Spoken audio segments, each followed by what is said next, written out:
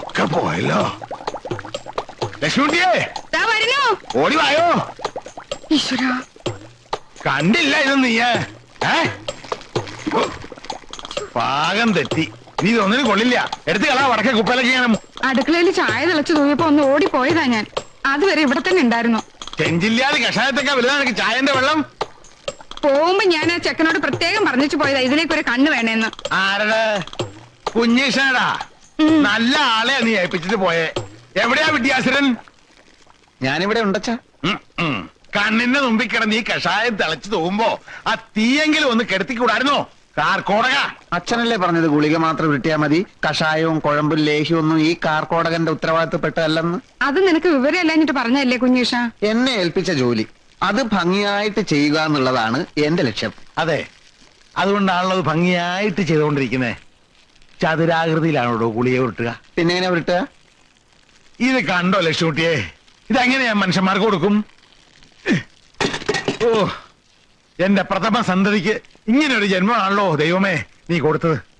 അച്ഛാ, എന്നെ അങ്ങനെ ഇടിച്ചു താഴ്ത്തരുത്. എടാ, നിന്റെ അനിയൻ 3 മാസം കഴിയുമ്പോ MBBS പാസ്സായി വരും. അതിന് അന്ന് നീ ഇവിടെ ഈ ഗുളിക ഇങ്ങനെ ചതുരാകൃതിയിൽ ഉരുട്ടിയിരിക്കേ ഉള്ളൂ. എന്റെ കഴിവ് തെളിയിക്കാൻ അച്ഛൻ എനിക്ക് ഇതുവരെ ഒരു അവസരം തന്നിട്ടില്ലല്ലോ. എത്ര രോഗികളാ ദിവസം ഇവിടെ വരുന്നത്. ഒരു ചരങ്ങ് പിടിച്ചവനെങ്കിലും പരിശോധിക്കാൻ അച്ഛൻ എന്നെ സമ്മതിച്ചിട്ടുണ്ടോ? നല്ല കഥയായി. ചരങ്ങ് പിടിച്ചവനെ നീ ചികിത്സിച്ച് അത് കുഷ്ടായി മാറും. പ്രീ ഡിഗ്രിക്ക് സുവോളജി എടുത്തിരുന്നെങ്കിൽ MBBS എനിക്കും സീറ്റ് കിട്ടിയേനെ. അതിന് പ്രീ ഡിഗ്രിക്ക് ചേരാൻ നീ SSLC പാസ്സായിട്ട് വേണ്ടേ? അതാണ് കുഴപ്പം.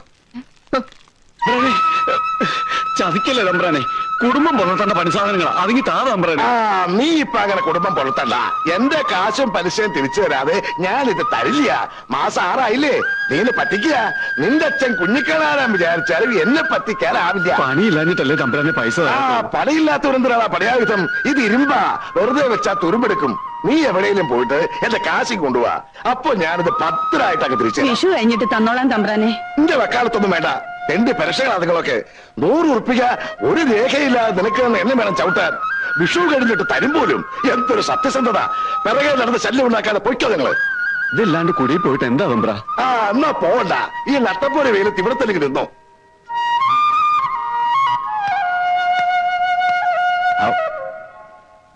സമയം കഴിഞ്ഞല്ലോ. നീ എല്ലാരും നാളെ വരിക. ശരി. ആ ചെങ്ങാരമ്പള്ളിലെ 7000 മണ്ണ ഭരണിയിലെ കഷായം എടുത്ത് കൊടുക്ക. കാശോ? ഒന്നും വാങ്ങണ്ട, മെരിറ്റിനാണ്. താനിപ്പോ പലിശയ്ക്ക് പണം കൊടുക്കൽ നിർത്തി കിളക്കല് തുടങ്ങിയ? അളിയലല്ലേ പറഞ്ഞത് ഇവിടെ മുളക് വള്ളിയുടെ കൂടെ കളിക്കാൻ ഒരു തൂമ്പയില്ലെന്ന്? ഒന്നല്ല, 3 എണ്ണം. എവിടുന്നായിട്ടൊക്കെ? വരുന്ന വഴിയില് ഒരു വിദ്വാൻ വിൽക്കാന്ന് വെച്ചിരിക്കണു. അപ്പോഴാ അളിയൻ പറഞ്ഞ കാര്യം ഞാൻ ഓർത്തത്. ഉറുപ്പിക 200 കൊടുത്തു. എങ്ങനെ കാശെടുത്തോട്ട് വാ, എന്നിട്ട് ഇതെടുത്തൊക്കെ അകത്തോട്ട് വെക്ക്. ഇത് പഴയതാണല്ലോ ശിവശങ്കര. പുതിയതല്ല. പുതിയതിനിപ്പോ എന്താ വില എന്നാ വിചാരം? ഈ സെക്കൻഡ് അല്ല. ഇത് ആ കരിയാത്തന്നെയാണല്ലോ ആങ്ങളെ. അന്നൊരു ദിവസം അവനോട് കളിക്കാൻ വന്നപ്പോ ഇത് അവന്റെ കണ്ടു. കരിയാത്തത് തന്നെയാ. അവന്റെ കയ്യിൽ തന്നെയാ ഞാൻ വില കൊടുത്ത് വാങ്ങിയത്. ശിവശങ്കര, താനിത് വില കൊടുത്ത് വാങ്ങിയോ അതോ പിടിച്ചിട്ടോ? എന്താ കാശും പലിശയും തന്നല്ലേ, പിന്നെ ഞാൻ എന്താ ചെയ്യാ? അളിയൻ പറയേ. വെറുതെ അല്ല തന്നെ നാട്ടുകാര് പ്രാകുന്നത്. എന്തിനാടോ ഈ വയസ്സുകാലത്ത് കണ്ടവന്റെ ഒക്കെ ശാപം വാങ്ങി തലയെ കെട്ടി വെക്കുന്നത്? കാശിന്റെ കാര്യത്തില് ഇനി കഴിയാത്തതല്ല, സാക്ഷാൽ ദുർവാസാവ് നേരിട്ട് വന്ന് ശപിച്ചാലും എനിക്ക് പ്രശ്നമല്ല. അതെ, ഈ കൊള്ള മുതൽ വിൽക്കാൻ വേണ്ടിട്ട് ആങ്ങളെ ഇപ്പൊ ഇങ്ങോട്ട് വന്നത്? അതിന് മാത്രമല്ല, നേര് പറഞ്ഞാ ഞാനിപ്പോ വന്നത് ഇന്ദിരയുടെ ഫീസിന്റെ കാര്യം പറയാനാ. ഇന്ദിരയുടെ ഫീസിന്റെ കാര്യം? അവളിപ്പോ ടൈപ്പ് അടിക്കില്ലേ, നാളെ അത്ര ഫീസ് കൊടുക്കേണ്ടത്. ഉറുപ്പിക 40 വേണ്ടത്. എന്റെ കാശില്ലേ കയ്യിൽ കൊടുക്കാൻ? അത് ഞാനാ കൊടുക്കുക, അളിയിലല്ലേ കൊടുക്കേണ്ടത്. തന്റെ മോള് ടൈപ്പ് പഠിക്കാൻ ഞാനാ പൈസ കൊടുക്ക? അതേ അവൾ ആർക്ക് വേണ്ടിയാ ടൈപ്പ് പഠിക്കണത്? എനിക്ക് വേണ്ടിയാ. അളിയന്റെ മേൽ ഉണ്ണിക്ക് വേണ്ടിയാ. അവനല്ലേ അവളെ കല്യാണം കഴിക്കാൻ പോണത്. ഭാവിയിലേ അവളെ ടൈപ്പ് പഠിക്കുന്നതിന്റെ ഗുണമാർക്കാ? ഉണ്ണിക്ക് അല്ലേ മകളെ?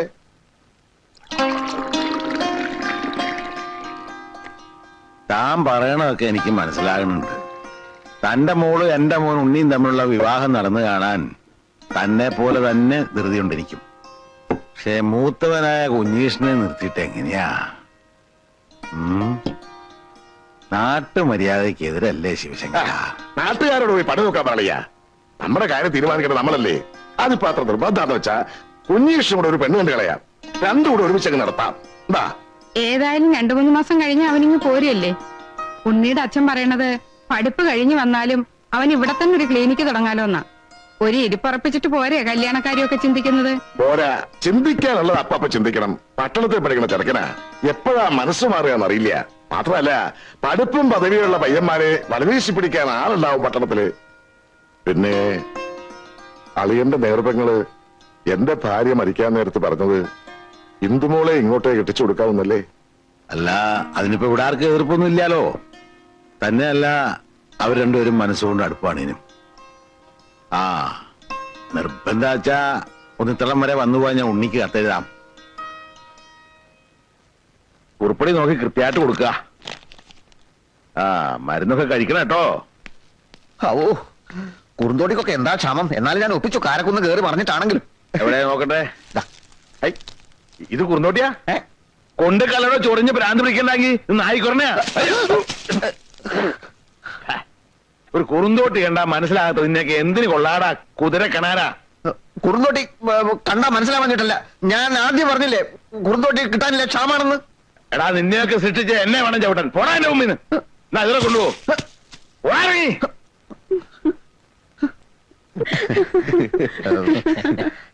അച്ഛനിപ്പോ പഴയ പോലെ കാഴ്ചയില്ല. കുറുന്തോട്ടിയും നായ്ക്കുരുടെയും കണ്ടാൽ തിരിച്ചറിയാനുള്ള കഴിവില്ല.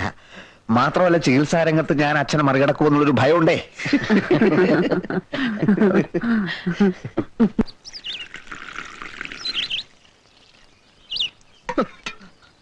കുറുന്തോട്ടിയൊക്കെ ഞാനും കുറെ കണ്ടതാ. അഷ്ടാംഗ ഹൃദയത്തിലും സഹസ്രയോഗത്തിലൊന്നും കുറുന്തോട്ടിന്റെ ഫോട്ടോ എടുത്ത് വെച്ചിട്ടില്ലല്ലോ. നിനക്കെന്താ? അയാളോട് മര്യാദക്ക് പെരുമാറാൻ പറയണം. ആരോട്? മാധവ വൈദ്യരോട്.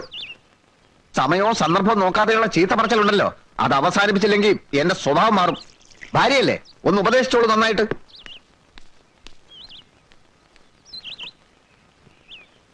വൈദ്യരെ, വൈദ്യരെ, എന്താണോ? മൂത്തരത്തെ കുമാരൻ ചങ്കൽ പൊട്ടിച്ചു. കവലയിലോട്ട് ഇറങ്ങിയിട്ടുണ്ട്. എത്രയും പെട്ടെന്ന് വന്ന് അവനെ പിടിച്ചു കെട്ടില്ലാച്ചാലേ ആരെങ്കിലും ഒക്കെ ഇന്ന് തീരും. എനിക്കിപ്പൊ പറ്റില്ല. ഇത് കണ്ടില്ലേ, ദൂരദേശത്തൊക്കെ വന്നിരിക്കുന്നവരാ. അങ്ങനെ പറയല്ലേ വൈദ്യരെ, കുമാരന്റെ സ്ഥിതി അറിയാമല്ലോ. ഭ്രാന്ത് ഇല്ലാത്തപ്പോഴേ എന്തിനും മടിക്കാത്തോനാ. നിങ്ങൾ ആരെങ്കിലും ഇന്ന് പിടിച്ചു കിട്ടുക, അപ്പോഴേക്ക് ഞാനങ്ങ് വരാം. അയ്യോ, അവനോട് ആരെടുക്കും? ആനക്കുട്ടിയല്ലേ അവൻ. വൈദ്യരോടല്ലാതെ മറ്റാർക്കെങ്കിലും അവൻ കീഴ്പ്പെടുവോ?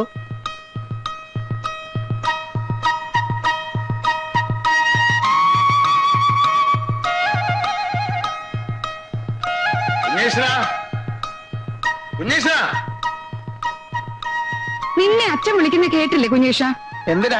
ആളുകളുടെ മുമ്പിൽ വെച്ച് ചീത്ത വിളിക്കാനല്ലേ? എനിക്ക് തീരെ ടൈമില്ലെന്ന് പറഞ്ഞേക്ക്. ചീത്ത വിളിക്കാനല്ല മോനെ, നിന്നെ ഒരു ജോലി ഏൽപ്പിക്കാൻ പോവാ ഞാൻ. എന്ത് ജോലി? ഒരു ചെറിയ ജോലി. നമ്മളെ മൂത്തേരത്തെ കുമാരനെ കവലയിലേക്ക് ഇറങ്ങിയിട്ടുണ്ട്, ചങ്ങല പൊട്ടിച്ച്. അവനെ ഒന്ന് പിടിച്ചു കെട്ടോ നീ. എന്റെ അമ്മേ, നിങ്ങൾ എന്തായി പറയണേ? എളുപ്പത്തിൽ നടക്കുന്ന കാര്യമാണോ അത്? അല്ല, ഇവനല്ലേ എപ്പോഴും പരാതി പറയാൻ ഒരു അവസരവും കൊടുക്കണില്ലാന്ന്. ഇതാ അവസരം വന്നിരിക്കണു. ഏറ്റെടുത്ത് ചെയ്യട്ടെ. അല്ല, ഇതിപ്പോ കുമാരന്റെ പ്രശ്നത്തിൽ. കുമാരനൊരു പ്രശ്നവുമല്ല, ഏൽപ്പിച്ച പണി ചെയ്യാൻ ധൈര്യം ഉണ്ടോ നിനക്ക്? ധൈര്യക്കേടല്ല, ഇപ്പൊ ഈ കുമാരന്റെ ഭ്രാന്ത് എന്ന് പറയുമ്പോൾ ഈ ഉന്മാദത്തിന്റെ ഈ പിത്തക്കൂറലുള്ള പേടിയുണ്ടെ നീ അത് പറയടാ. വെറുതെ ഞഞ്ഞാന്ന് വർത്താനം പറയാതെ. ഒന്നും അറിയാത്ത ഈ ചെക്കനെ കൊണ്ട് കൊലക്ക് കൊടുക്കാൻ നിങ്ങൾ. ഒന്നും അറിയാത്ത ചെക്കനോ? അമ്മയും തുടങ്ങിയോ അച്ഛനെ പോലെ ഈ മാതിരി പ്രയോഗങ്ങള്? അച്ഛന്റെ വെല്ലുവിളി ഞാൻ സ്വീകരിക്കുന്നു. കുമാരനെ ഞാൻ തളയ്ക്കും.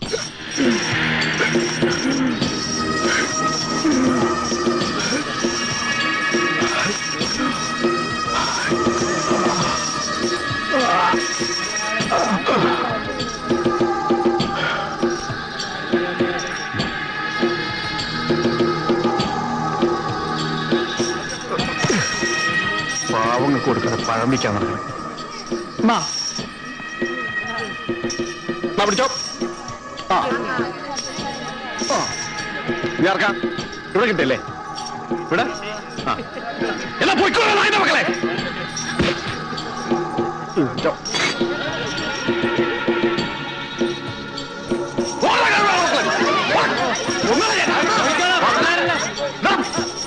പഴം കിട്ടിയപ്പോഴേക്കും നിന്നെയൊക്കെ ഞാൻ എന്താടാ എന്താ നോക്കണേ? കൊല്ലില്ല.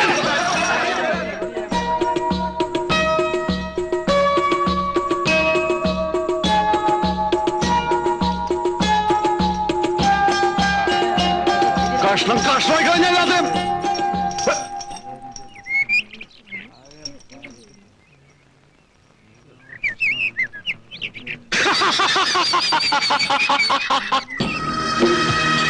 വാടാ വാ, നിന്നെ തന്നെ എനിക്ക് കിട്ടേണ്ടത്. നിന്റെ തന്ത കൊണ്ടുള്ള ക്ലാപ്പിലെ കള്ളവൈദ്യര് കഴിഞ്ഞ പോലെ എനിക്ക് ഭ്രാന്താണെന്ന് പറഞ്ഞാൽ പിടിച്ചു കെട്ടി. എവിടെയാവൻ?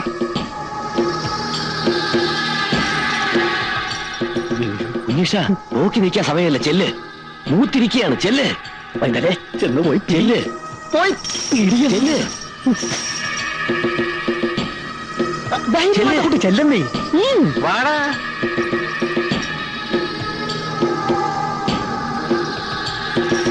നിന്റെ ചെവി ഞാൻ ഇറക്കും, കണ്ണ് ഞാൻ ചൂഴ്ന്നെടുക്കും, മൂക്ക് ഞാൻ ചെത്തും. എന്നിട്ട് ഇതെല്ലാം ചേർത്ത് ലേഖ്യം ഉണ്ടാക്കി എന്റെ തന്തയെ തീറ്റിക്കും. കുമാര, എന്നെ ഉപദ്രവിക്കരുത്. ഒന്നുമില്ലെങ്കിലും നമ്മൾ ഒരു സ്കൂളിൽ പഠിച്ചല്ലേ. ഞാൻ 3-ലും നീ 7-ലും. നിനക്ക് ഓർമ്മയുണ്ടോന്ന് അറിയില്ല, ഒരു ദിവസം നീ എന്റെ ചോറ് കട്ട് നിന്നിട്ട് ഞാൻ മാഷന്മാരോടൊന്നും പറഞ്ഞില്ല. അതാണ് കുമാര സ്നേഹം. ഞാൻ നിന്നെ ഒന്ന് കെട്ടിക്കോട്ടെ, ഇതെന്റെ അഭിമാനത്തിന്റെ പ്രശ്നമാണ്. അതുകൊണ്ടാ. നിനക്ക് എന്നോട് ഇത്ര സ്നേഹമുണ്ടെന്ന് ഞാൻ വിചാരിച്ചില്ലടാ. നാട്ടുകാരെല്ലാം പറഞ്ഞ എനിക്ക് ഭ്രാന്താണെന്നാണ്. കെട്ടിക്കോ, നീ തന്നെയാണ് എന്നെ കെട്ടത്.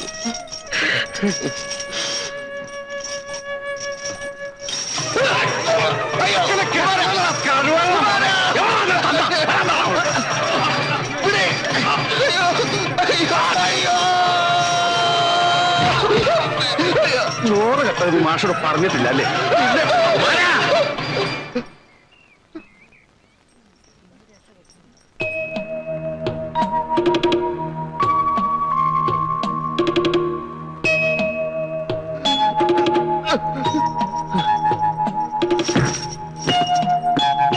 ഒരു കഴിക്ക് എത്തിക്കൊണ്ടുവരാ.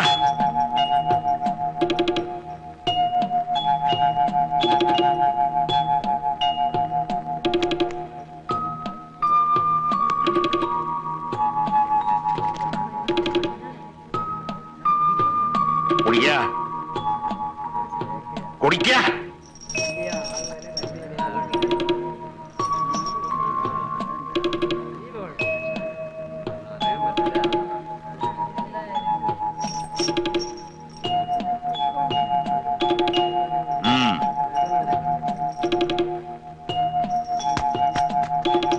കുമാര വരിക.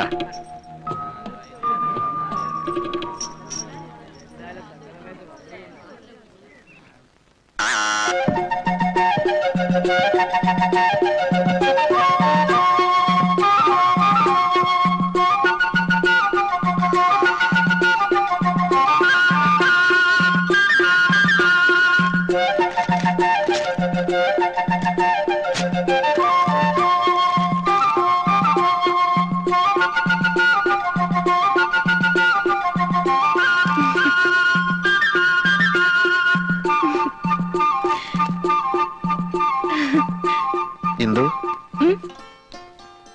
ആരുടെ കത്ത്? എന്റെ കൂട്ടുകാരിയുടെ.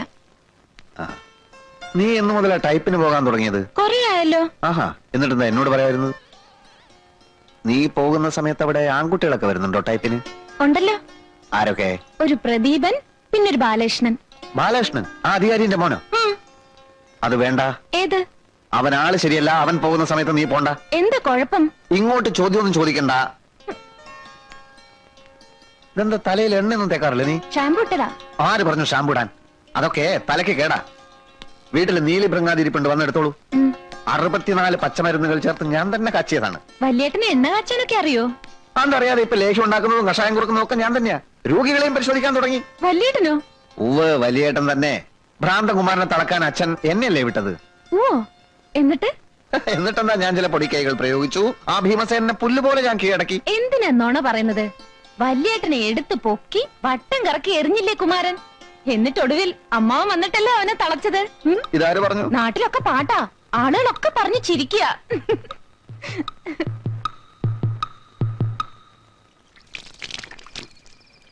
ആരെ ഈ നേരത്ത്?